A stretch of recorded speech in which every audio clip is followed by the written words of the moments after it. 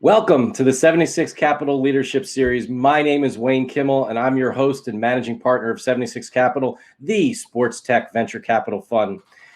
On this show, I interview entrepreneurs, athletes, executives who are truly shaping, in many cases, changing the sports world. And certainly that's what we're going to talk about today.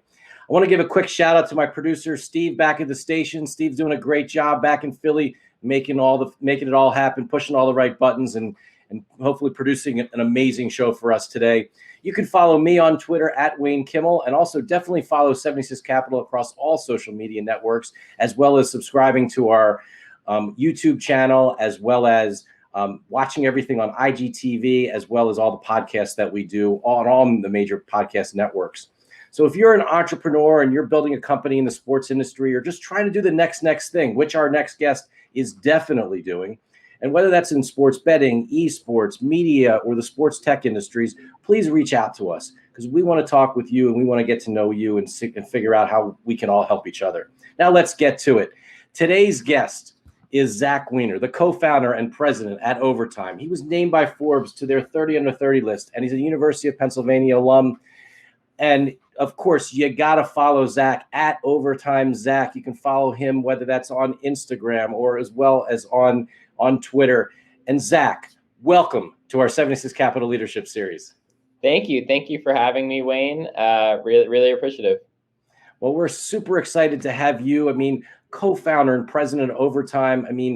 Overtime is something that, look, I guess everyone under 35 knows what it is.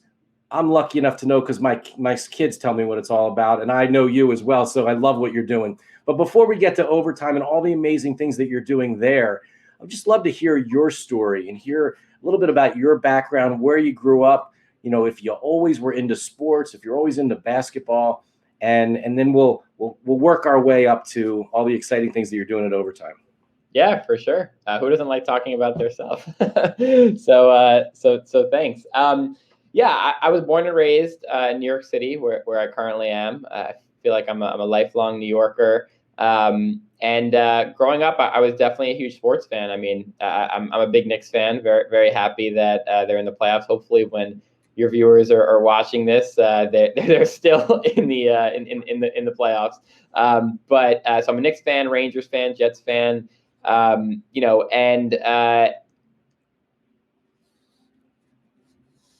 If you would ask me when I was in fourth grade, I would have bet my life on it. But of course, eventually I realized that wasn't going to be the case for me. And actually, I would say for a few years, basically in middle school and high school, I didn't think that I'd be doing anything in sports. Like, it was kind of binary for me. It was like, okay, I'm not going to be in the NBA. So I guess I'm going to do something else. And I loved math growing up. And so I thought I'd probably be a math professor. And when I got to college, when I went to Penn, that was what was on my mind. I was planning on sub-matriculating and trying to get my master's at the same time as my undergrad. And, in 4 years, be ready to do something amazing in math. I had sort of a very happenstance experience. And I feel like my story is filled with these, and I feel very blessed. But I remember I was waiting to play tennis my freshman year of college in Philly, and I was wearing a Yankees shirt. And someone came up to me and they were like, "Oh, you're a Yankees fan?" I'm like, "Yeah, I'm from New York." They were from New York too. We started talking about the Yankees, chatted for, 5-10 minutes while we were waiting for the court. And then it was his turn to go on the court. And before he left, he said, "Hey, would you ever want to have a sports radio show?" And it was something that had never even occurred in my mind as a possibility. I'd always, grown up listening to WFAN and ESPN radio here in New York. And I always thought it was cool, but it never crossed my mind. And I was like, yeah, maybe, I don't know. And he was like, "Well, you can have a show if you want one." And I was like, what? All I did was talk to you for 5-10 minutes. But, he had an open spot, and I checked out the radio station and I signed up for a show my freshman year. And by my sophomore year, I was going to all the local, I was going to Sixers games. I was going to Eagles games, all as press. I went to a Flyers playoff game as press. It was unbelievable. I got to meet agents. I kind of used it as this window into access to people and to events and experiences. And I thought it was amazing. But after my sophomore year, I was like, I really want to try to take this to the next level. And so I started a company called the Sports Quotient, which was basically this premise of I was a displaced sports fan. I was living in Philly, but I was, as I said, a New York sports fan, and I wanted an outlet to write about my opinions. And so I created that. And I had this hunch that there were other college kids out there like me that would have a similar sort of disposition and desire. And I was right. And within a year, I had 100 kids from all across the country writing for the website. Within 2 years, over 200. We built out our own custom technology to manage all the writers and the editors. It was really, really fun. And I learned a lot from that experience. And it really kind of taught me that there were other opportunities in sports. I mean, now, like, it's I'm in the sports industry, so it seems so apparent, but back then it really wasn't. And so that was a bit about my journey before I ended up starting Overtime. Well, that's amazing. I saw that you were, from your LinkedIn profile, that it was one of the things I wanted to bring up about your radio background, because, like you, I was a radio guy, a sports radio guy while I was at the University of Maryland in college, and I wanted to ask you about that. And I love your story. I love that background. Did you have specific shows that you did, or did you do any play-by-play or anything like that?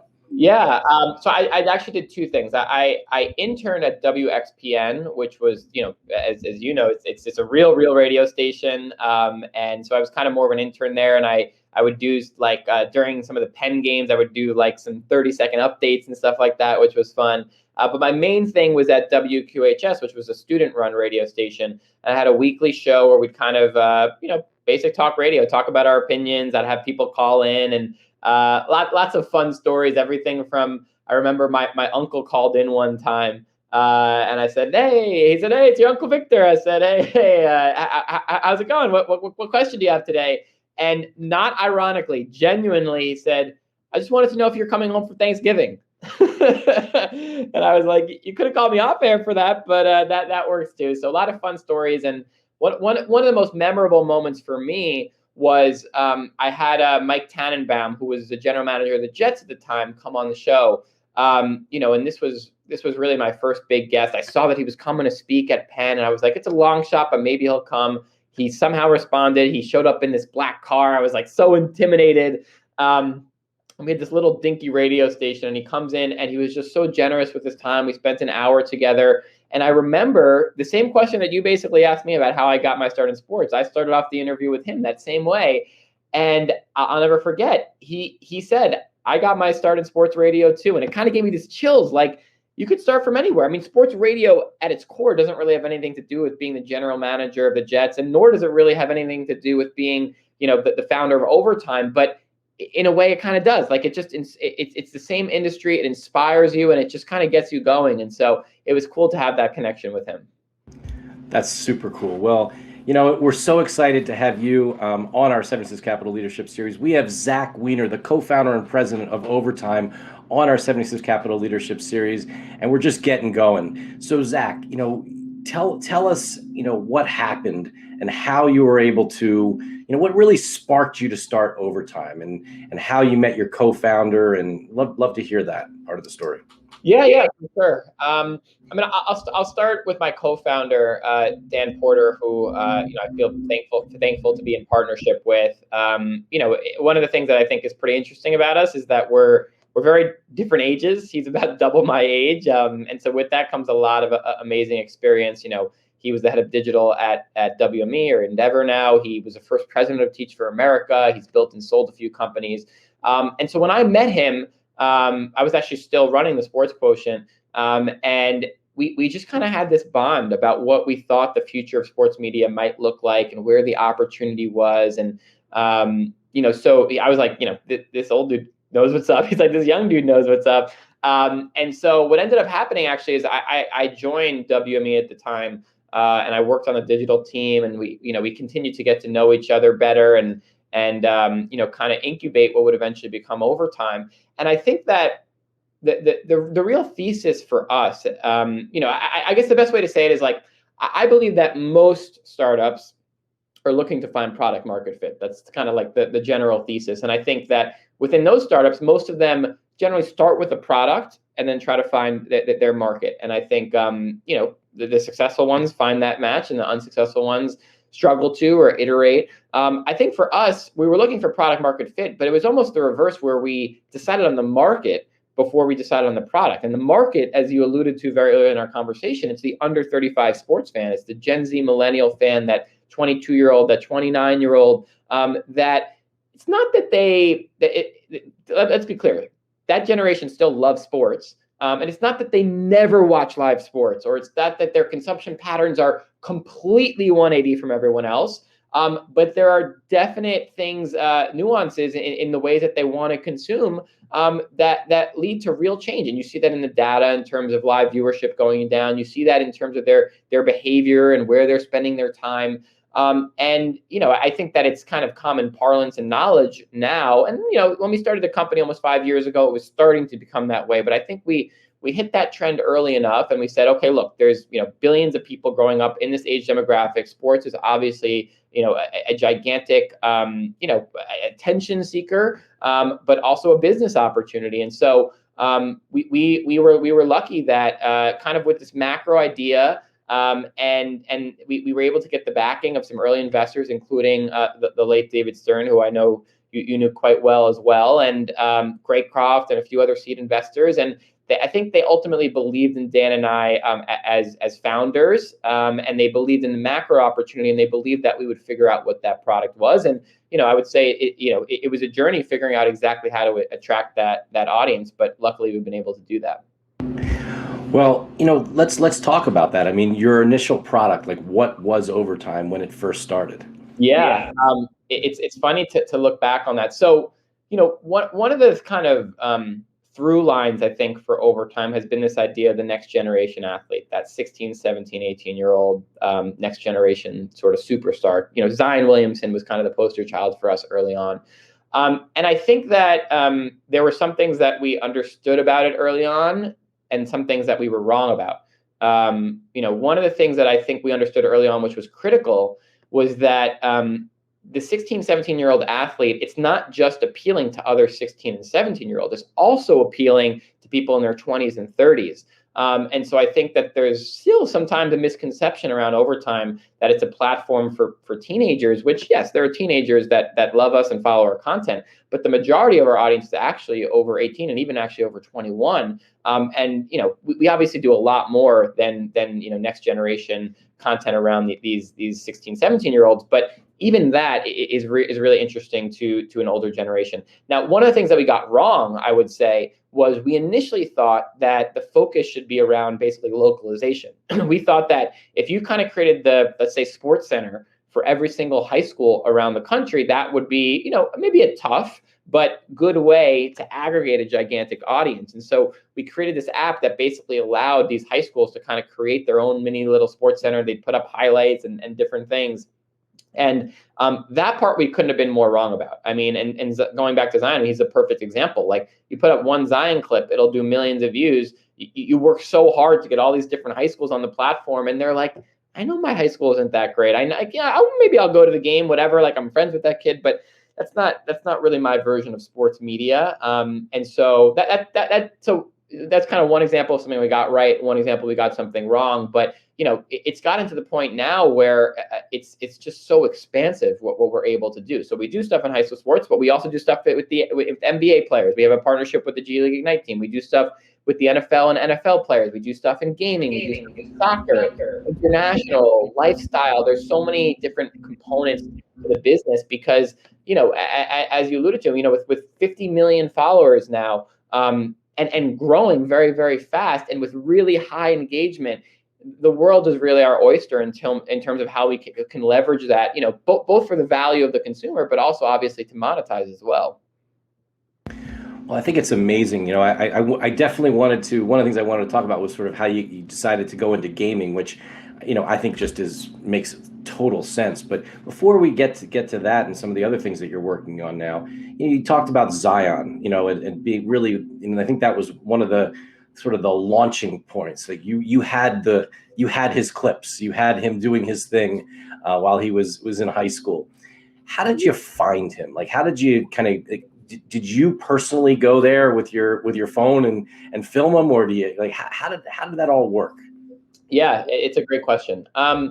So one thing that I think is important to understand is that one of the first things we did when we realized how transformational this content could be was we created a technology that basically, and we still use it to this day, it allows us to send anyone in the world to a gym, a field, wherever the action is happening. I mean, we've sent people to even championship parades, and they hold open their phone, they're panning to the action, they can do it vertically or horizontally. And when a highlight happens or something notable happens or something funny happens, they press a button and it goes back 15 seconds. It's like flashback. We call it flashback, but it's like DVR for your phone. Because the problem is, even let's say an amazing game like a Zion Williamson high school game, most of the plays don't end up in baskets. They end up in a turnover or a missed shot or whatever. And when we first started doing this, we'd send someone to a game, or it'd be me at a game, and I'd be sending it to our head of social media, and I'd be texting like 90 clips in a row, and most of them wouldn't even be good clips. And then I'd like try to sort through and find the good ones, and then I'd miss the next highlight, and it was very, very difficult. And then the service wouldn't be good enough. And so we built this technology that allowed us in real time to send people to events. And in the early days, it was often me or some of our first employees. Now we have a big network of thousands of people that are kind of signed up to, at sort of a moment's notice, go to a game. And we have regulars that will go to different sorts of games. So that allowed us to get the content cost efficiently, very quickly, create a lot of scale very, very efficiently. In terms of how we selected the athletes, it was a different model. It wasn't, it's not really this model of like, 4-star versus 5-star ranking. It's more based off of who does our audience want to see. And now we're launching our own league, which I'm sure we'll get to. It's a little bit more now focused on, we need to recruit the actual best basketball players. But what we've learned, throughout the process is there is a way to make the audience care about certain athletes. And that, I think, has been one of our biggest strengths. And you look at some of the athletes that we've covered throughout the years, their following has grown precipitously in their engagement. And we do feel like we have an ability to help, not necessarily create a star on our own. I mean, these athletes are amazing what they do on the court and off the court and their personalities, but certainly enhance that and create part of that journey. Well, one thing I did want to, hit on something which you talked about was the fact that you did take some of the videos, because I think the whole entrepreneurial journey, a lot of the viewers and listeners of our podcasts and of our video series here on our 76 Capital Leadership Series, they're entrepreneurs, or they want to be entrepreneurs. And to hear what you just said, that you were actually taking the videos, that you're out there hustling, those types of things are so critical. And I'm sure there are a lot of stories that you have with yourself and Dan when you were first starting this, really bootstrapping the business, going out there and just trying to make things happen. Probably have some fun stories that you can share with us around that. Yeah. I think it's a really smart thing to call out. And, I've been blessed to, speak at a lot of conferences, be on a lot of podcasts. And I don't know if I've ever been asked that question. And it's a really, really critical one, because people like to focus on where you are now and all the success, and they kind of gloss over those really tough moments. And they can be tough. They could also be fun, but they're definitely sort of grinds in the weeds sort of moments. Just so many fun moments. I mean, I actually had I had a fun one recently that connected back. So, a lot of the filming that we did early on was in New York, because that's where the company was based. And I remember filming at this random gym on the Lower East Side. And this kid was like jumping out of the gym, unbelievable. And I was getting a bunch of his highlights. I sent them to him after the game. I was so excited. And like I looked him up, and I was like, this kid isn't ranked at all. Like, wow, I guess I'm just like off in terms of, like, he seems really exciting, really great, but I guess he's not as good as I thought. We posted a bunch. He started to grow a little bit of a following, but never really took off. I was actually in Miami. I spent a few months down there recently, and I was staying in this apartment building, and I'm hanging out by the pool, and I see this guy, tall, lanky guy, and I'm like, that's the guy that I filmed way back in the day. And sure enough, he's in Miami because he's training and he's preparing for the draft. He spent a year at UConn. His name is James Bouknight, and he's projected to be a lottery pick. And it's a cool moment of like, kind of that like I knew you back when sort of thing. But even cooler because like he was not ranked, he was not known. I mean, I've been lucky. I mean, I knew Trae Young when he was younger. I've been friends with his father for a long time. Like, but with athletes like that, you kind of knew they were bound for the NBA. But it's also cool to see these kids come up and put in the work that it really takes to get to the next level and elevate. That's definitely a cool part of this journey for sure. Well, I love these kinds of stories, and these are the kind of things that, for myself growing up, I mean, I always have my dad over my shoulder here, who's unfortunately no longer with us, but he was someone that, we went to every single gym. I played all over the place, and and the fact, and it was just, and he had such a good eye for talent. And we grew up in Delaware, and so there were certain players, like he would say to me, he used to beg me, "Hey, Wayne, we got to go see this girl. She's amazing. She's in 8th grade." And I'm like, "Dad, I'm not going to an 8th grade basketball game." He's like, "Elena Deladon," right? He's like, "There's this kid. He's dunking on everyone. He's redhead. He dunks on everybody. Dante DiVincenzo," right? He's like, you weren't talking about me? No. Oh. but he could have been he could have filmed for you back in the day. But I mean, it's those types of, those are things that are just so much fun. And quite frankly, it gives me chills to think about those types of things. And that's what you get to do every day, and which is really amazing. Yeah, no, I feel very blessed. And I think, again, it's just such a good point I think, it's this tricky balance when you're starting out as an entrepreneur. Like, you really have to, at the same time, focus on the right now and the grind, but you also have to be kind of a crazy dreamer and imagine what it can look like 5 years from now. And that's a hard thing to do. And I think it's sometimes easier to dream about the 5 years out, but it's a little harder to do the grinding in the short term. Well, absolutely. And it's one of the things that we love to talk about on our 76 Capital Leadership Series is sort of the traits and what it really means. What kind of traits do you need to have to be an entrepreneur? And many times when we're talking with some of the top professional athletes out there, you end up finding out that there's some of the similar traits that brought them to the highest of levels in their sport as to what you need to do in business, whether that's, that persistence, that drive, the desire, just being able to like get up after getting knocked down, right? Those are the kind of things that I'm sure you would agree that those are things that you and Dan and your team have had to deal with, and just every single day, just getting out there and just pushing and really building the business that you have. Yeah, I completely agree. I was kind of preparing my answer before you gave some of those adjectives, and the adjective I was going to use is relentless, which I think fits right in with what you were saying. Yeah, I mean, you have to have, if you're going to be an entrepreneur and not be relentless, I think the only way that you can succeed with not being relentless is just being really lucky. Like, you basically have to make right decision after right decision after right decision, which is almost impossible because no one can continuously make the right decision. And so you have to know that you're sometimes going to make the wrong decision, or maybe it's not even the wrong decision, but something out of your control is going to happen that's going to make you take a step back. And if you're not prepared for that and ready for that and willing to kind of move past and come back stronger, it's going to be a tough journey. So I definitely think relentlessness is huge. And I definitely think there's, as you said, a connection to being an athlete. And I think, it's oftentimes talk about kind of the relationship between athletes and hip hop artists and that sort of connection. But I do actually think there's relationships between athletes and entrepreneurs as well. And we're blessed to have quite a few professional athletes as investors, and I can definitely see that connection and that mutual admiration.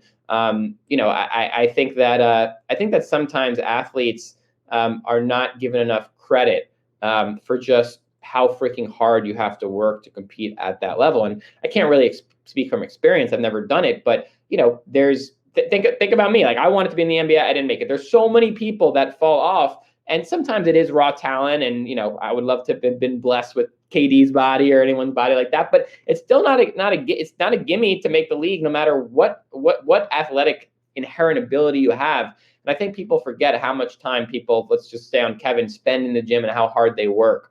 That's I think an underrated part that definitely relates to the startup world too. Completely agree with you. And you mentioned you have a lot of athletes who are investors with you. I think I saw one of Dan's tweets, your co-founder, saying that 6% of the current NBA players are investors with you. That's pretty awesome.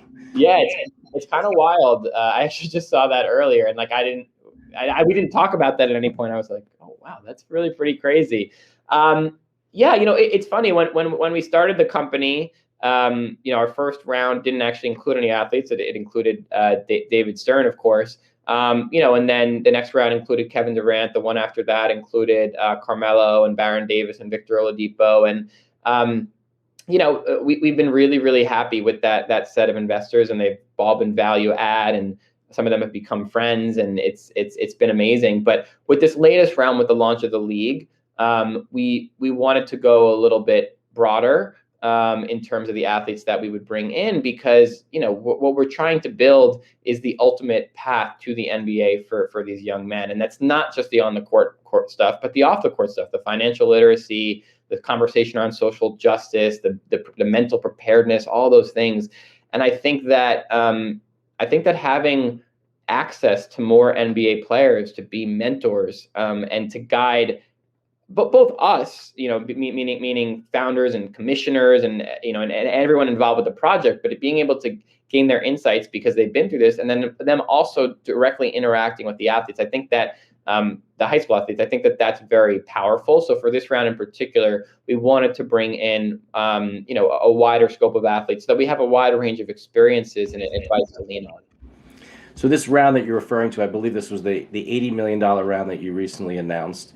Yeah. And, why don't you share with our audience here on our 76 Capital Leadership Series about kind of what's next for Overtime and how exciting the things that you're doing, with this new league that you're creating.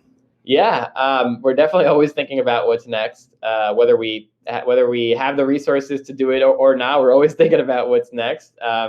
And believe it or not, $80 million, like we could be spending a lot more money than that on all the ideas that we have. And I think they're honestly incredible ideas because, like I said earlier, like when you have this level of scale of audience, this level of growth, this level of engagement, there's a lot of things you can do with that type of community. But we're focused on a bunch of things. But the things that I'll call out, I'll start with Overtime Elite, which is are basically the league for the next generation of not just basketball stars, but basketball fans. And I think that it's important to talk about both of those aspects. It's important to talk about what the athletes themselves are being provided, which is amazing basketball development, amazing education, amazing economic empowerment. But it's also important to recognize that this is what we believe an extremely amazing business venture to create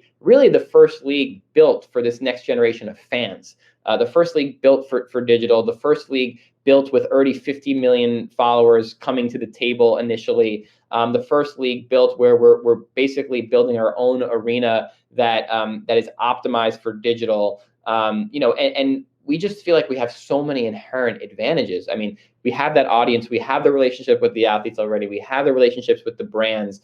We have amazing opportunities to do things around NFTs and trading cards. I mean, you're talking about the 16, 17, and 18-year-olds that are the best in the world. And so they are going to turn into the Kevin Durants, the LeBron James, et cetera. And, I think trading cards is an interesting proxy. Like the most valuable trading card generally is the rookie card.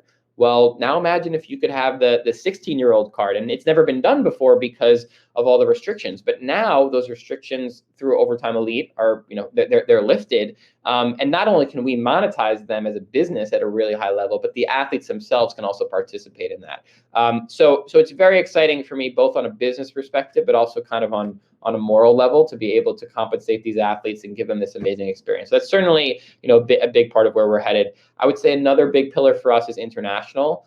We've really expanded, particularly in Europe. Although we've had some growth in Asia as well. That's a big area of focus for us. Certainly thinking about our lifestyle apparel brand, we 3x revenue last year. They're really, really growing. Thinking about other products that we can provide to our consumers, continuing to grow. Our sponsorship and ad sales team. Really, really. I mean, we're going to have amazing growth in the numbers there. We're starting to work with more and more Fortune 500 brands that are now spending millions of dollars with us, which is pretty amazing. Each of them sometimes spending millions of dollars. And then we're also exploring other content verticals like trading cards, like sports betting, doing more stuff in esports and gaming. So just it basically feels like infinite opportunity ahead of us, and revenue continues to really grow, and margins continue to improve. So the business is doing well and healthy, and just a lot of opportunity ahead of us, thankfully. Well, it's really exciting about all the things that you have going on, and we're really lucky to have, Zack Weiner, the co-founder and president of Overtime, on our 76 Capital Leadership Series. And Zack, you touched on Overtime Elite. It's the new league for 16 to 18-year-olds, and they instantly become professionals, right? With you. So if you're a 16-year-old, or you're a parent that may be listening right now, how do you even get found by Overtime, and how does the sort of the recruiting process work, and how do you sort of see this happening when you start this first season? And I believe that the arena is going to be in Atlanta. Is everyone going to be based down there? Yeah. So a really good question. So yep, it's going to be in Atlanta. The arena that we're building is unbelievable. And it's not just an arena; it's a training facility, all that sort of good stuff. And the athletes will all be based there. There'll be some travel involved as well, but it's not really a traveling league, like in the sense that they're not going to be traveling multiple times per week or anything like that. This is ultimately about preparing them for the NBA, and obviously travel is part of the NBA, but we don't want to put kind of more miles on them on planes and stuff than really necessary. So it's mostly single location with some travel. In terms of how we select the athletes and how we recruit, I would say that the main gating mechanism is certainly basketball ability and potential. This is meant for the best of the best. And so not only do we have Brandon Williams, our head of basketball operations, who was an assistant GM in the league, who's very used to evaluating prospects. Not only do we have Kevin Ollie, our head coach, who won a national championship at UConn and is very used to evaluating and obviously growing young men. But we also have a team of scouts who, that's their job, to evaluate how good these players are. And obviously there's public rankings, through sites like Rivals or ESPN, et cetera. I think that sometimes they're accurate, sometimes they're not. Or I shouldn't say I think, because I'm not really evaluating, but based off the scouts that we have, I think they're directionally right. But some of the athletes that we're talking to have already recruited, we believe are probably even better than they're ranked. And then there's other components, right? Like, it's not just basketball. It's also, are they going to be the right fit for the program? Are they going to bring, a positive attitude? Are they going to lift kind of everyone else up? Are they going to be a good teammate? Someone could be the best player in the world, but if they have a horrible attitude and they're going to be detrimental to the program, we're obviously going to look at that, and that might be an issue. But overall, it's mostly based off of basketball potential.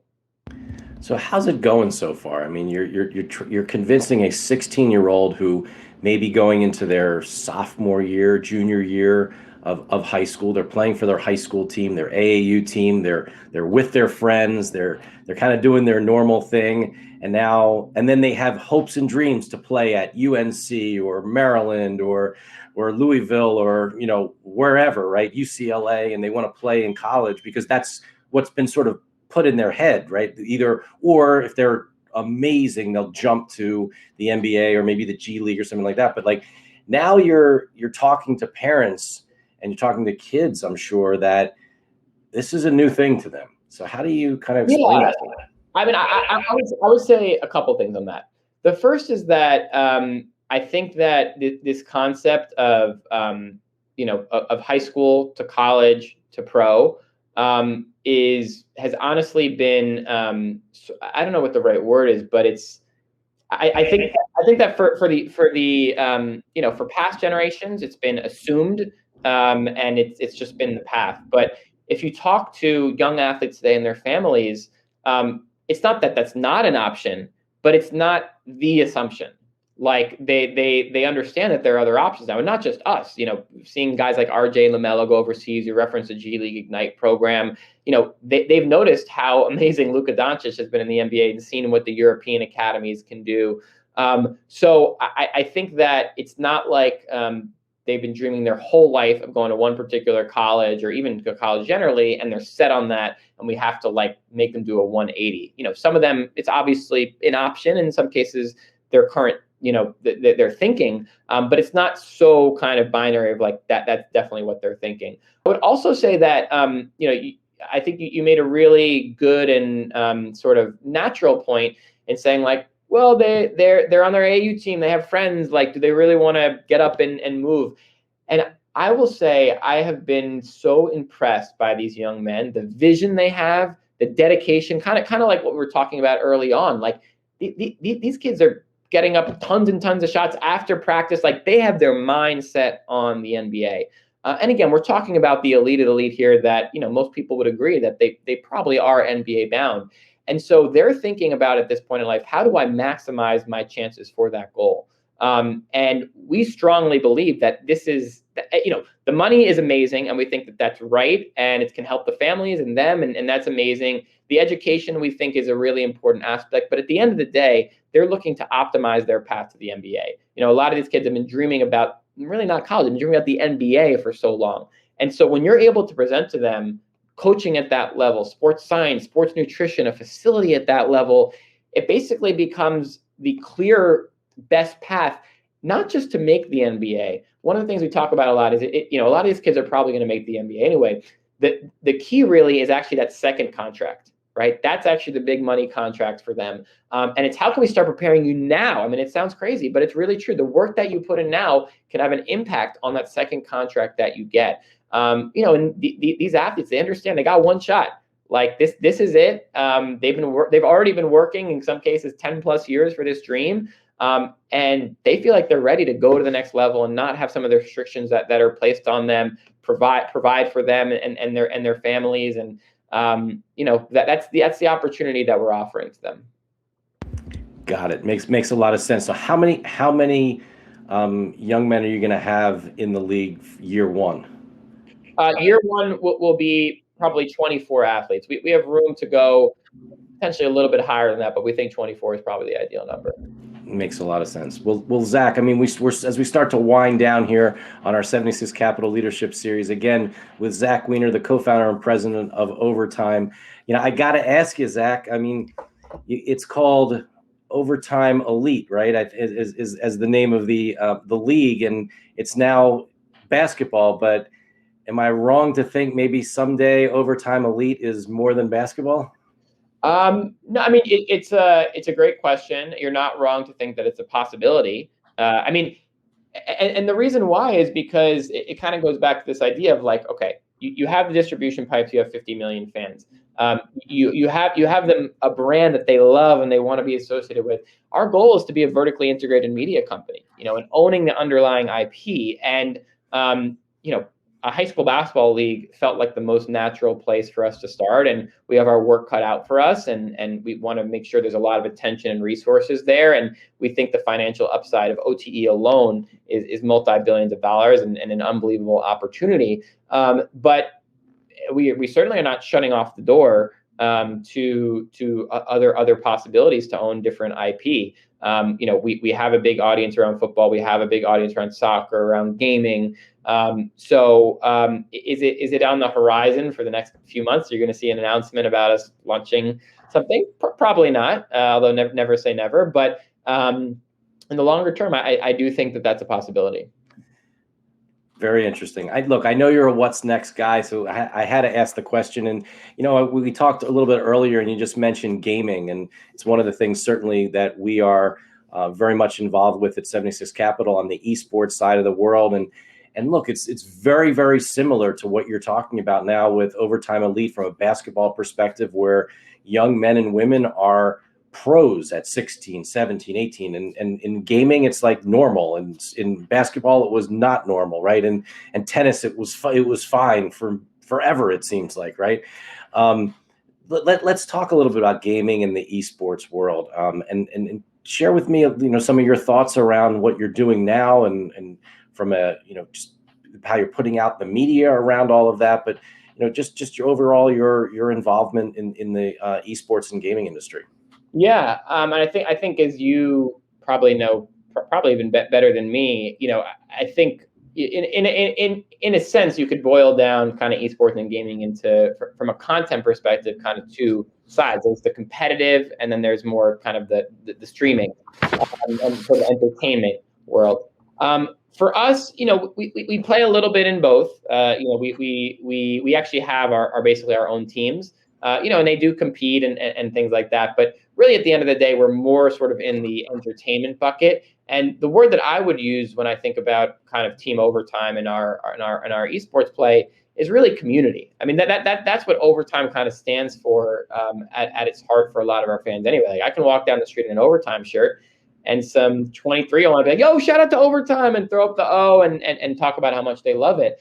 And so that's what we try to translate to our esports team, and that feeling of like, oh, maybe one day I could be part of team overtime, or I want to watch them because I want to support. I'm part of this. That's what we really try to bring to the table, and that's what we feel is our big differentiator: the community, the engagement, feeling like those fans that want to engage in esports, they feel like they're part of something and they're part of the overtime community through esports.